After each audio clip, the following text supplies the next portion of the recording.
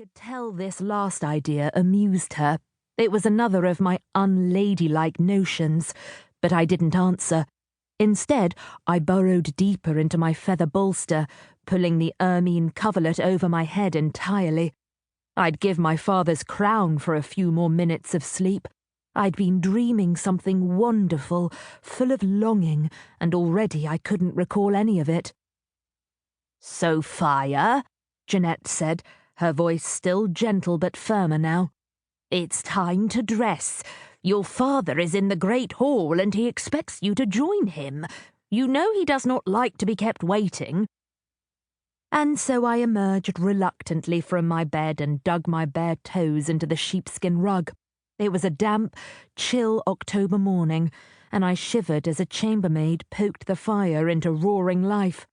My attendants fluttered around the room, silent as moths. One brought fresh linens, and 2 others were dispatched to retrieve my gown and mantle.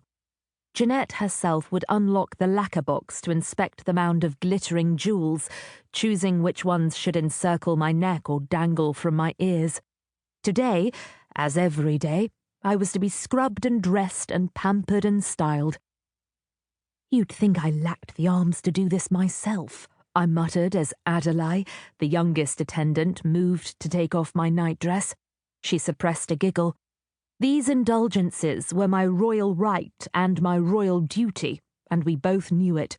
My father, the king, insisted on every possible luxury for me, except, of course, that of sleeping in. I made my way toward the great wooden tub of steaming water, scented with verbena, sweet woodruff, and rosemary. The last rose petals of the season dotted the water's surface, and sinking into the bath was like sliding back into summer's heat. I almost could have drifted back to sleep. As Jeanette suspected, I had stayed up half the night.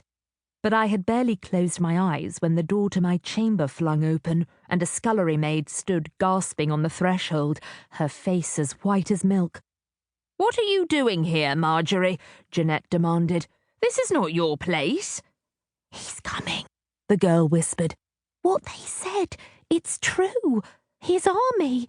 But Jeanette didn't let her finish.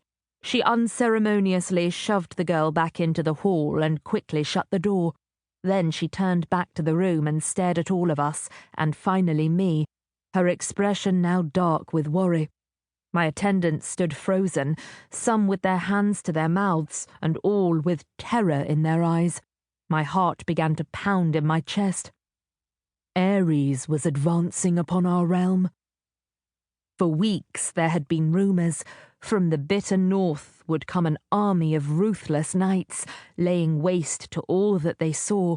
No village was safe, and no force could turn them back. Ares's men were giants, the people said, and Ares himself could not be slain. Though I did not believe the fevered whispers of frightened villagers, the threat of any attack unsettled me. "Back to work," Jeanette said sharply. "It's only kitchen gossip." Was it obvious to everyone that she was lying? It was to me. Still, they obeyed her. Adelaide, visibly trembling, began to pour a thin stream of sweet almond oil into the bath. When she splashed some onto the floor, I reached out and touched her rough hand. "You have nothing to fear from Ares's army," I said.